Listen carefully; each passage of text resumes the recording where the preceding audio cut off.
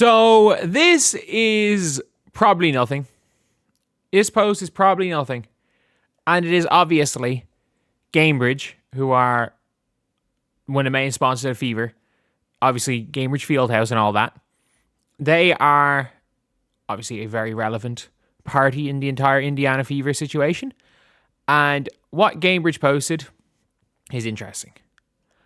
I don't mean that it means anything, because unpopular opinion, I don't think the Indiana Fever have that much sway over whether a bunch of players the Indiana Fever, Caitlin Clark, the young players, have that much sway over a bunch of players who are going to be out of the league in the next 3 years, whether or not they want to burn the league down with them. At the end of the day, I don't think they have that much say, but it is very, very clear whether it is Caitlin Clark, Aaliyah Boston, Ari McDonald, Kelsey Mitchell.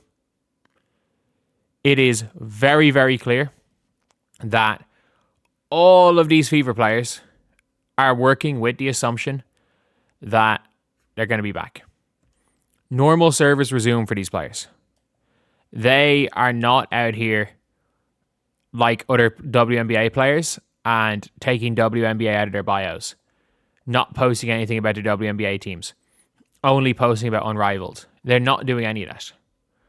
They're doing none of that. And with that being said, the organization is backing them up on that. Whereas, I'm just trying to think of like players, like organizations. You're seeing a lot of, say, teams going by business as usual. And we've heard it a lot, where it's like, oh yeah, veteran players were pissed that the league released a schedule when there was no CBA. Fever players, let's just talk about schedule. It is normal service resumed for them. Business as usual. And the Indiana Fever are absolutely, they are like, we are going to take this as we are, this is our team. This is our league. And that's the thing, is that it's very clear. And by the way, like, the Aces owner will pay whatever the hell the players want to get paid. The Storm owner will pay whatever the hell they want to get paid. Everyone, I'm just trying to think who will get paid. You will probably see, when it's all said and done, the Liberty owner, obviously the Storm owner, the Mercury owner, the Aces owner, Herb Simon will, the Vox owner will. It is, again, I reckon, the Mohegan Sun Tribe, the Sky owner, the Sparks owner. We know the poverty owners. And even, I wouldn't be surprised if it was like 2 or 3 WNBA owners don't want to pay the players what the players want. I think it's the NBA who own 50% of the league. I think it's the outside investors that you're not going to get. Is that you realistically are going to need the WNBA owners at a 100% rate wanting to pay the players for it to be over 50% in these negotiations. Which, yeah, that would be my guess for this whole thing, is that the vast majority of WNBA owners would pay their players, like, for the sake of the $3 million difference a year. Like, I'm not joking. It's the $3 million per team per year in the salary difference between what the players want, what the league wants to pay. And again, I think one of the problems is that it's not even the salary, it's the structure. Like, the league will absolutely pay the players the salary they want. It's just a structure where it's constantly increasing. It becomes an interesting one.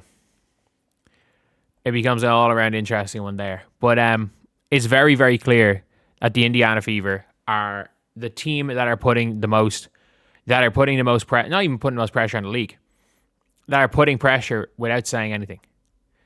They are putting pressure on the league, on the owners, on the PA.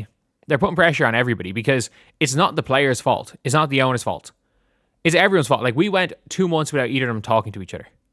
Like, if we're being real here, it's everyone involved's fault of for why the why there may or may not be a season. And look, at the end of the day, if there's no season, then I mean it when I say this. Like, you always hear Rachel Demita talking about it. Like, she was a highly regard a recruit coming out of college or coming out of high school. That like even her coming out of high school, she never had it in her head that she was going to play pro basketball. And I know for a fact that is the case with a lot of pro level women's basketball players that are like, there's so little money in it. They're like, we can make money, way more money, just using our degree. And it's like, okay, yeah, we're going to get to college. We're going to use that as a degree and then we're done. To get a degree, then we're done. And it's going to go back to that. It's going to go back to that where if there's no WNBA, like, I'm sorry, no kid is growing up saying, I want to play 3-on-3 basketball. Like, they're just not. They're just not. At the end of the day, they're just not. But yeah, it is an interesting thing. It is really an interesting thing to see what ends up happening. Look, I believe that if there's no season, then there's a 90% chance the league doesn't exist anymore. But I also believe there's a 95% chance that there's a season. Like between 90 and 95% chance. I am saying there's about a sub 10% chance that there's no season because, and I mean this when I say this, like, there is absolutely a case where, or a situation where people cross the picket line. Like, I don't think it's going to happen. I think it's a low likelihood, but it is a non-zero percent like chance that players walk the picket line. I think there's almost as much of a chance of players walking the picket line if there's a strike, and there is for there to be a strike in general.